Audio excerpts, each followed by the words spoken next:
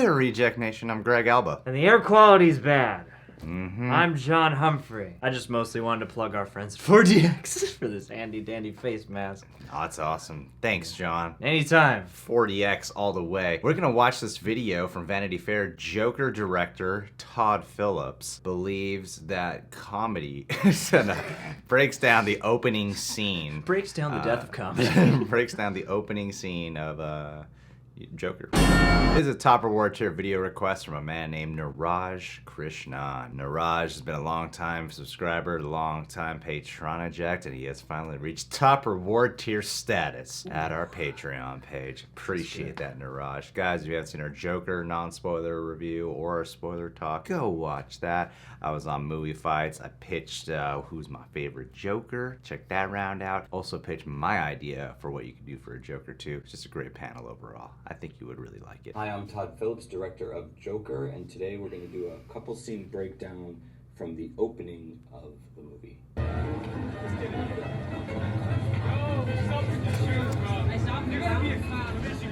When people just kind of skip all the other letters. The main job of a director, even all this stuff we talk about, cameras and depth of field and sets and wardrobe, I think really what a director is a purveyor of tone. And I think the thing I'm most proud about this several film times. is that unsettling tone, that sort of slow ramp up into insanity.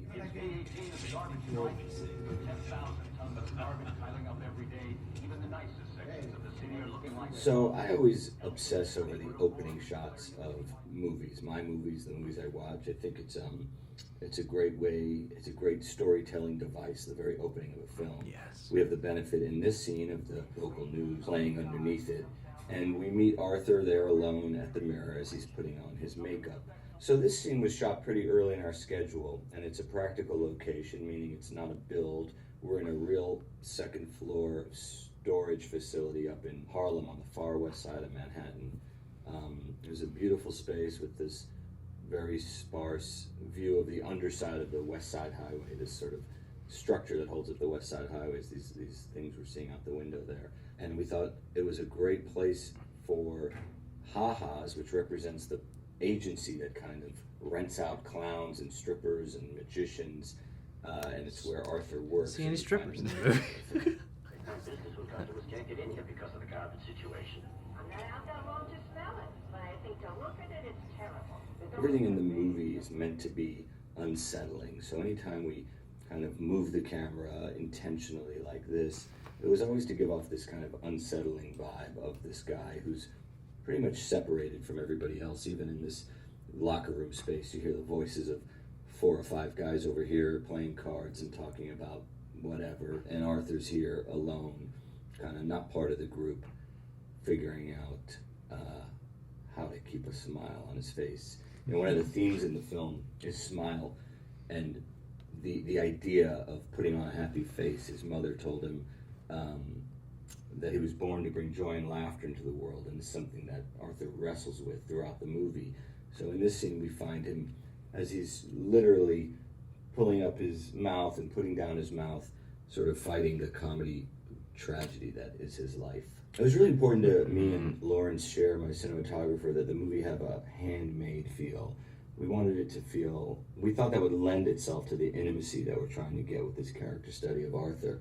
So you'll see in this scene, you can feel there's an operator there, and that's all really intentional. And we also love these kind of extreme close-ups on Arthur. The idea of the National Guard moving in is really not a good idea. In other news, the building industry and landlords today. That, by the way, right there, that tear just happened on one take. Joaquin has a really interesting process. It's not as, a lot of people always assume Joaquin would be a method actor, and that people use that term loosely, but where he's lost in the part. The beautiful thing about Joaquin is we were shooting this movie and we spent half the time just laughing off set, having a good time, but he's so amazing that he's able to then sit down, action gets called, and we do this slow push in. And if I think I remember it right, in this particular scene, I was playing the score for him in the room, because we had Hildur Gudenito, who is our composer, I had her write music before we shot the movie, which isn't done very often, and she wrote it based on the screenplay. And I wanted that because I wanted the that's music so to really cool. affect Yeah.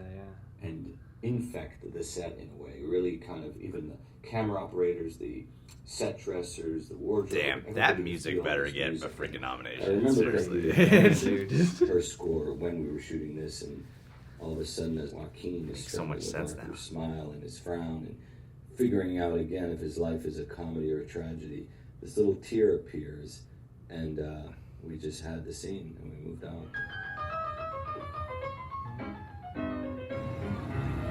We called this set Gotham Square, and this is sort of our version of Times Square, the busy kind of market of Gotham in 1981. And this is interesting because we shot this in Newark, New Jersey, and here's Arthur down there, this little clown in this big, imposing world. I would say pretty much everything from here back here is CG world building. Nice. The only real stuff is what you see here in the foreground. We put up, things like that. We built this theater, changed it into a porn theater of this time. Like Taxi Practically, we did all that. But yeah, all this deep background stuff, even those cars and the buildings, that's all put in later in post. I always think this shot is particularly beautiful and helps in just setting the stage of Arthur's world.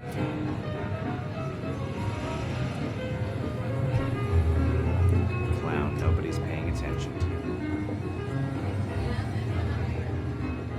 And this is really where Arthur is at home. He's got a mask on, he's pretending to be somebody else, and he gets lost in his work. It's also where we learn that Arthur has music in him. Something I conveyed to Joaquin was that Arthur is a guy that has music in his soul, and that will continue when he transforms into Joker.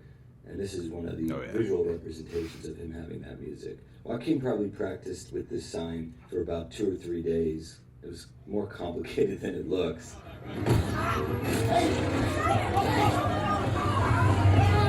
And then the other complicated thing is running in these giant clown shoes. Like every movie, we spoke a lot about every element of the movie, and Mark Bridges, who's a fantastic costume designer, designed all the wardrobe in the movie, and we spoke about this particular outfit for Arthur a lot, and also these shoes, and how big can these shoes be for him to run through the streets of Gotham. I was wondering that during how the big scene. can this sign be for him to actually pull off being able to do this, like one of those sign guys you see on the street. And his costume is inspired a little bit by Charlie Chaplin. There's a grace to Arthur that if he would just let go and take off the mask, he would find. And that's kind of what happens when he becomes Joker, ironically. It's Arthur taking off the mask, even though he's putting on white face paint and dyeing his hair green.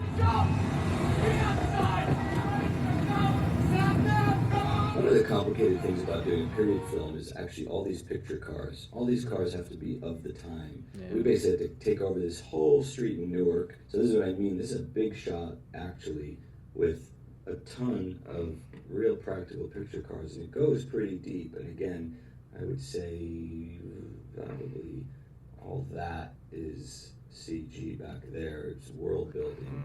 A lot of our visual references were movies that were late 70s, early 80s films. Larry and I really chose to shoot a ton of this really long lens so you have that real shallow depth of field that you see in some of those old school movies. So sometimes this shot is a perfect example of how blurry everything is back here in the background, and really the only focus is 1, 2, 3, 4, the guys you really want in focus. Everything else is kind of blurry, and that's one of those things of those old films that used to basically steal shots on live streets, right? French Connection, the camera's over here and they're just following a car in real time. And we try to give it that look, and it gives it a visceral feel. Joaquin is a great stunt double named Steve Izzy. We call him Izzy. And Izzy did all of Joaquin's kind of near misses and things like that. I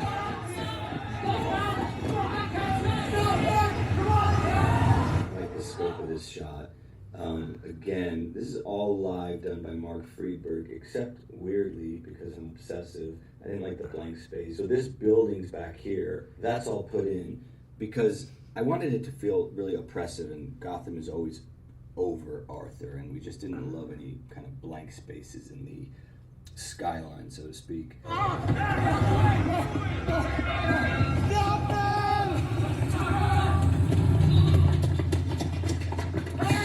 remember when I was making a movie called Starsky and Hutch with Ben Stiller, and I wanted Ben running in this opening thing. I forget what it was. And That's Ben kept right. saying, why is he running? You so made quick? And I was that. like, Totally, I feel like you yeah. never really know somebody until you see them run.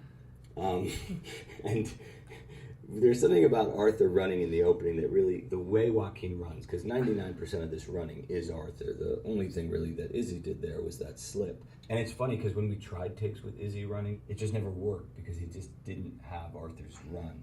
Joaquin is so specific in the way Arthur's run looked. I thought it was really something. So the slide, which is tough to do and impossible for Joaquin to have pulled off, Izzy came in and did, but everything else is really Joaquin.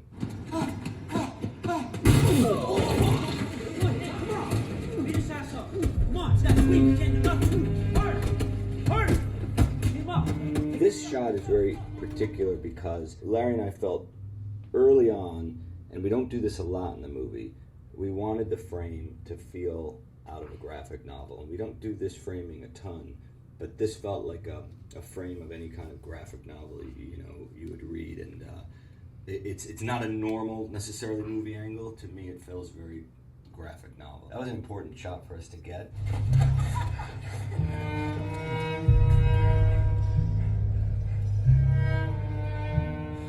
So this is one of my favorite shots in the whole movie. And it obviously depicts his loneliness and his pain. But really the important part of this shot, so first he's trying to reach for the sign, like maybe I could still fix this. And then he rolls over.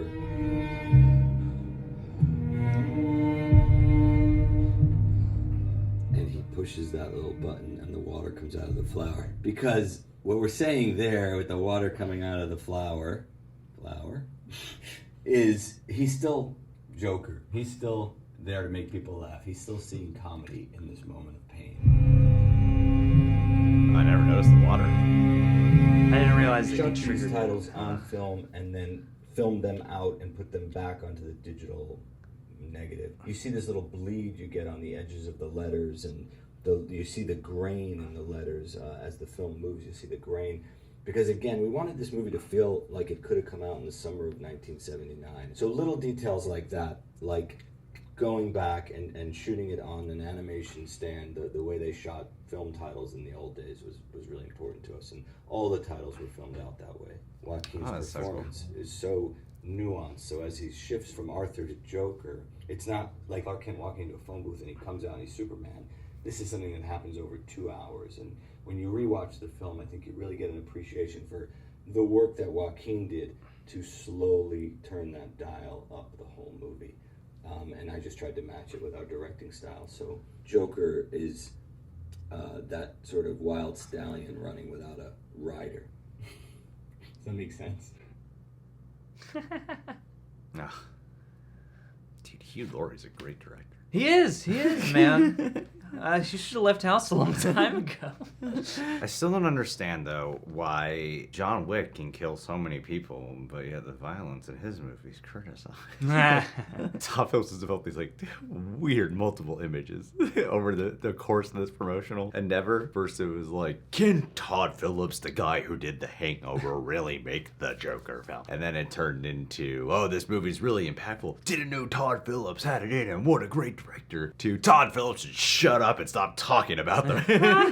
It's what the press cycle does But with movies like these. I gotta say, like, this level of meticulous direction that he had for like the littlest of nuggets. When Arthur's running and then they had that building that he said was just, he didn't like the blank background for that one tiny moment. There, yeah. He wanted it to feel like Gotham's always, I forgot how exactly. Towering over him, Yeah. Because he kept saying the word unsettling for like a large chunk of it. I'm like, was that the one word you had on set the whole time? Yeah. Joaquin. Can we make this more unsettling? How do we do the music? I mean, it makes sense to me why the music is so damn good and shines so much. I find the relationship between film and composer, I've always thought that was an interesting thing, because a lot of times they do the film first and then they have visuals to at least work off of, even Yeah. when the film's not fully edited or something, you know. I remember hearing about how the scene after Arthur shoots the guys in the subway, that the dance scene in the bathroom, they came up with that day. There was supposed to be There's this a whole whole other thing scene, where yeah. he takes off the makeup. I don't know if he hides the gun, but he's taking off the makeup. He's all kind of panicky. Yeah, he's a little dealing bit more with the conventional. He spent like an hour just trying to figure it out, and then he's like, "Oh, my composer." I think he said the composer had a piece of music, and then he just started dancing to it. You know, just dancing. That's the scene right there. I think that's cool how collaborative Todd Phillips was through this whole thing. It's like just from the way he's talking about everything, and even remembering like the stunt double's name. And you know, a lot of times these directors forget people's names. You know, and it's common, especially for even this is one of the smaller budgeted comic book films. It's still a pretty big movie, and It's a high-profile project for sure. I'm sure he Yeah. did not have a lot of chill time to just hang out with people while making this. Yeah.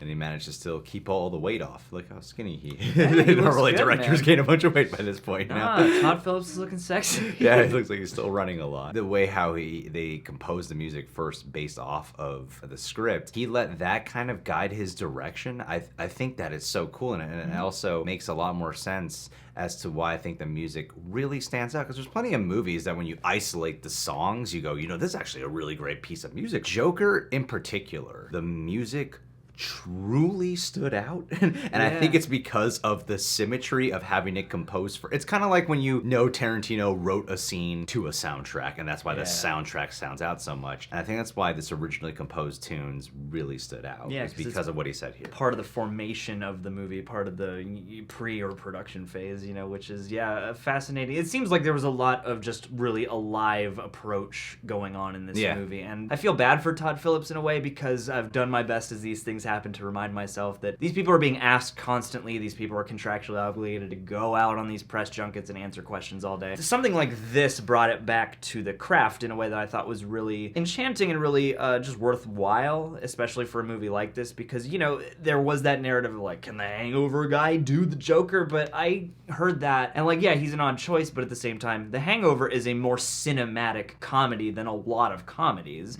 And so in that way, you know, I never have really questioned his abilities as like a filmmaker who maybe had some tricks up his sleeve, and I really appreciated how thoughtful it made me appreciate the whole like everything he had to comment about made me appreciate it more, you know. Well, what he said about the run, and then he referenced Starsky and Hutch, suddenly made me go, wait a minute. This makes a whole lot more sense now how he was able to do that, because Starsky and Hutch I think is a highly underrated comedy. Yeah. I love that film a really do lot. too. I forget Todd Phillips made that movie. It's like when you if you ask me who made it, I'll remember, but I usually I just found out before we started watching Really? this video. I did not realize he ever directed it. The name always comes to mind if you ask me, but then I never, for some reason, when I hear Todd Phillips, I don't ever have Starsky and Hutch pop up in my brain. But he brought a 1970s type of cop buddy movie to life. It wasn't just let's make fun It of wasn't that a scary era. movie, like You're right. silly style. It's like, yeah, let's be cheeky about it, but let's actually kind of do a 70s exploitation. And that's what was movie, so cool about that film was he Yeah. really brought it to life, but with a sense of self-awareness to it. Yeah. So there's none of that like cheekiness that's in Joker. He really wants you to feel like you're watching that kind of movie from that era. Still, the ability to bring it to life. We're talking about how, you know, like looking at Ben Stiller's run in that movie, and he feels like he really knows the character based off of how they run. That right there shows you that sensibility for the auteur that Todd Phillips is becoming. Yeah. and those kinds of instincts that truly make a perceptive and a discerning director, because those are things that you truly do need. And I think that it's easy to look at a lot of comedies and especially go, well, these aren't as much about filmmaking aesthetics and whatnot. But I don't know, I feel like, yeah, he's taken kind of everything up over his career, and there's always that comparison of comedy and horror are very similar. Well, it's because his biggest movie is Hangover, and that's like and the old horror school, section. people love old school, Yeah, Euro Trip it's- or Road Trip, one of those. What kind of humor do you call frat boy humor? That's the phrase I hear associated a lot with his kind of movies, and I think his movies are above that, but I think especially Starsky and Hutch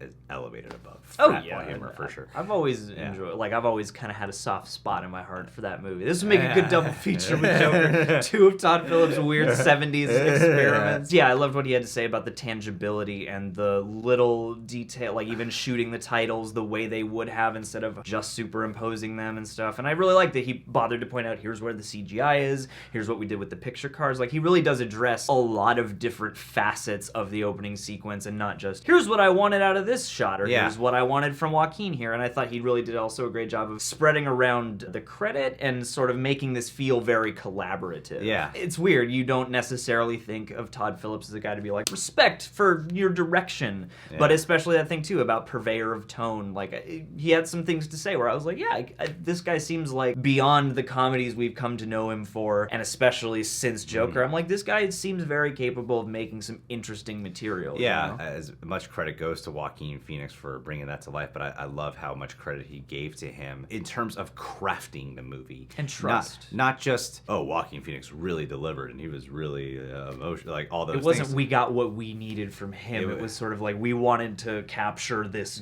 build he was making. Yeah, it was the craftsmanship of the story they wanted to tell about. We want this to build, and then he was talking about Joaquin really lent that awareness. He lets everyone in on the role of being one of the storytellers. I'm sure most directors, that's probably what they do subconsciously or something.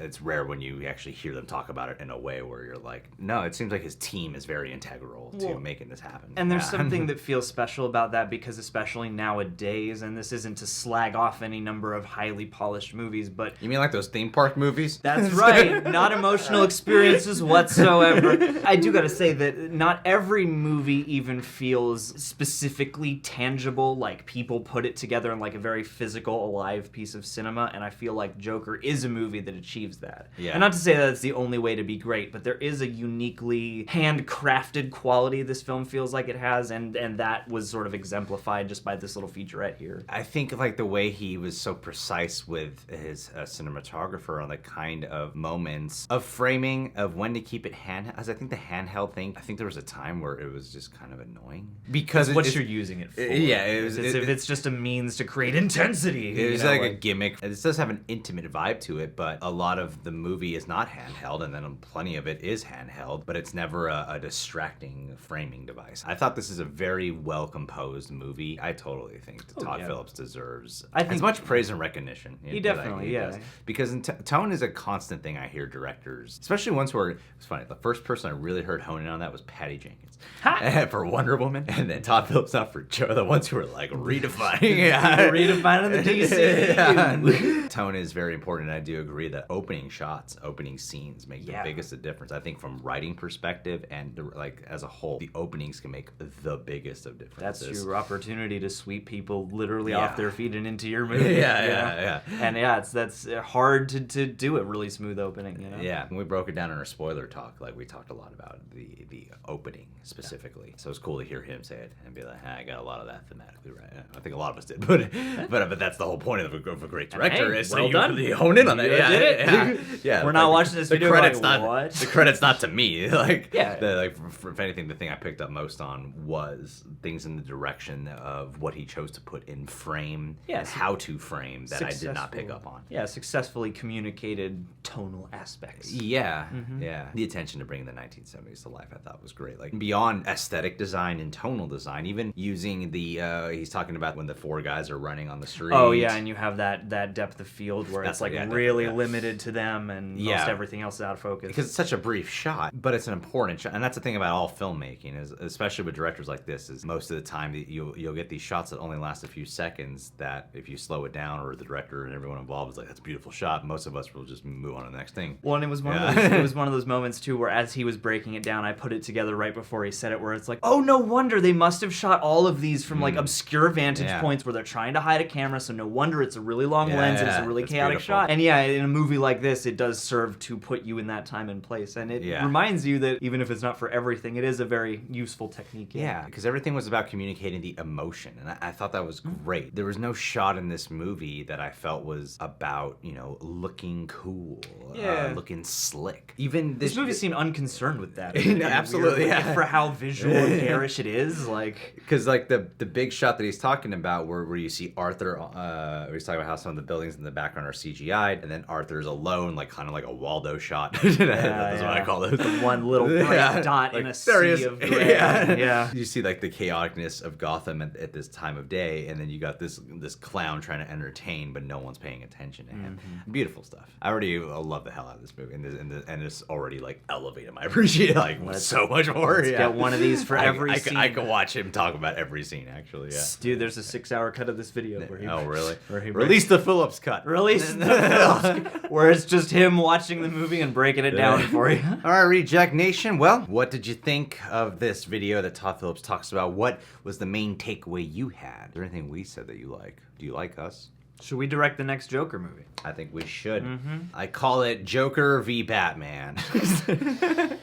Dawn of sequels. Dawn of studio notes. Dawn. You guys can subscribe to The Real Rejects. Click that notification bell. You can check us out on Patreon. We got a bunch of goodies. And Niraj, thanks for requesting this, dude. Niraj, as I mentioned recently, he's lost a shit ton of weight, and he told me he recently went to a lucha match for the first time, man. To participate? To be a luchador? That's what I was going to segue into, that you should not be a viewer. You should be competing. Dude, if you are losing weight, getting fit, getting cut, if there's one thing I know ladies love, it's lucha matches. Dude, You gotta go. the Lucha Libre, dude. Yeah. Pure testosterone smacking for into laughing. Mortis. If I had the body for lucha, I would be down across. I would be wherever lucha happens to do it. man. I hear they're all very mentally stable, and I think you ought to compete one day, and I guarantee you all your stress will be relieved in the ring. Very You lucrative. have my too. word.